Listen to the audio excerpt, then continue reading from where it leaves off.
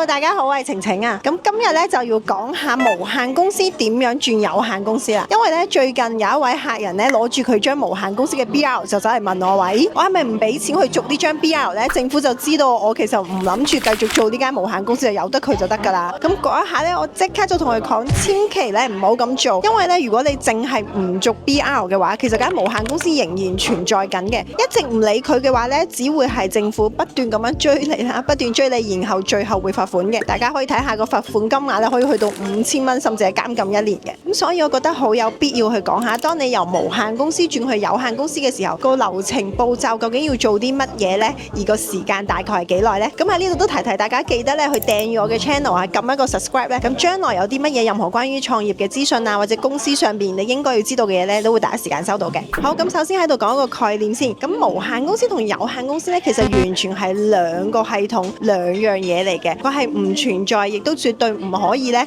就話我由無限公司改一改個名，係咪就變成有限公司呢？又或者我無限公司嘅銀行戶口，我去銀行嗰度講一講，係咪就可以即刻轉做有限公司嘅戶口呢？係絕對唔可以嘅。咁所以個流程第一步咧，記住就係首先咧去成立咗一間有限公司先。當你嘅有限公司已經可以獨立運作，並且咧你所有嘅生意啊、收錢啊，都已經可以喺有限公司嗰度正常咧去經營嘅時候，你先至好咧去結束呢間無限公司啦。咁講到呢度，如果你呢一刻仲有少少猶豫啊，究竟我係應該用有限公司定係無限公司去經營呢個生意呢？咁我之前拍咗一條片嘅，你去睇翻啦。好，咁我哋就繼續去講究竟呢詳細啲要點樣去做啦。咁頭先有講過啦，第一步就係要成立一間有限公司先嘅。當你間公司已經正式成立咗，下一步提咧就係即刻去開個銀行戶口先。因為開銀行戶口咧唔係話你今日開今日就即刻有嘅，咁你都要預翻快則咧係1個月，慢嘅話咧可能2到3個月。如果有啲人佢自己去開唔係太熟悉嘅話咧，可能搞半年都未必搞到嘅。咁當然啦，你有需要都可以問我。咁你開完銀行戶口之後，下一步就係咧各位東主老闆們咧要辛苦少少啦，要做咧呢一個轉移嘅部分。咁喺呢度其實每間公司嘅情況都唔一樣，所以需要轉移嘅嘢咧亦都有多有少嘅。咁首先第一個亦都係好重要嘅就係咧你要通知翻你嘅所有客戶啦，或者咧係你嘅供應商，你咧即將用一個新嘅公司同埋新嘅銀行戶口咧同佢哋合作。你只需要講清楚你大概由幾多月幾多號開始咧會用新公司就得㗎啦。咁又或者有啲可能簡單啲，直接咧當你出呢個 invoice 俾對方嘅時候，你將下邊嘅銀行戶口啊、公司名啊轉做你新嘅有限公司咧，咁就可以㗎啦。咁而第二個都比較重要嘅就係你啲員工啦，所有員工嘅 MPF 啊、勞工保險啊，同埋嗰啲員工合同咧，全部都係 under 緊你舊嘅無限公司啦。咁所以你需要用新嘅有限公司咧去同你嘅員工簽翻個勞工合同啦，同埋通知咧你 MPF 勞保嘅經紀咧去幫你處理呢件事嘅。咁喺呢度咧曾經都係一個小插曲，講個真實嘅例子俾你聽，就係咧我一個客戶，當佢由無限公司轉去有限公司嘅時候咧，佢嘅員工咧就有曾經去問過佢：咦，咁係咪你真係炒咗我啊？你炒我你要賠錢噶喎。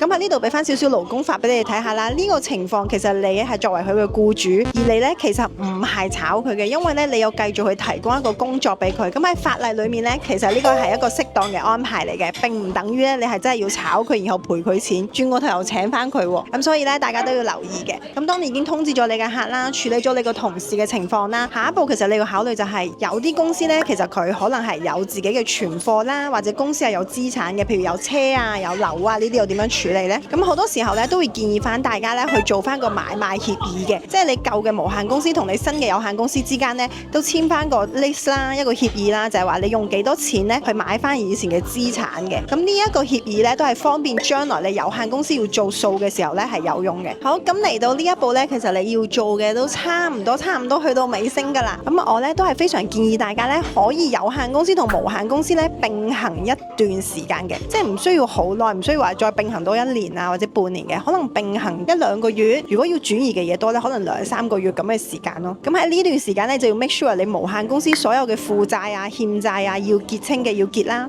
所有嘅客未俾錢你嘅，你要 make sure 佢俾晒錢你啦。然後咧就選擇一個 end day 嘅，咁喺嗰一日之前嘅所有嘅稅務咧，你都需要計清楚、完成埋、計好咗盤數啦。最後咧就叫做正式咁樣咧可以結束呢間無限公司啦。咁喺度提提你啦，如果無限公司超過200萬嘅營業額，係講緊營業額喎，唔係講緊利潤喎。咁你係需要揾會計師樓去幫你出具咧一盤賬嘅。咁當然如果你個數目唔係好多嘅話咧，你自己去處理 mark 清楚咧都係得嘅。咁到最後咧就真係需要咧喺稅務局嗰度咧填一張 IRC 3113嘅表咧去申請翻咧你間無限公司正式結業啦。如果唔係我真係有幫手處理過咧，其實稅局真係會追佢，因為無限公司等於你本人啊嘛，就係幾年之後咧去追翻佢咁多年嘅商業登記證嘅費用啦，然後叫佢報稅啦，再加埋罰款嘅件事咧都可以搞到咧幾麻煩下嘅。好啦，咁今日條片咧希望幫到大家啦。其實我都明白嘅，如果一間無限公司經營咗好耐，因為任何原因需要或者想或者係公司業務發展，其實轉有限公司係一件好事嚟嘅。但係咧，當大家諗起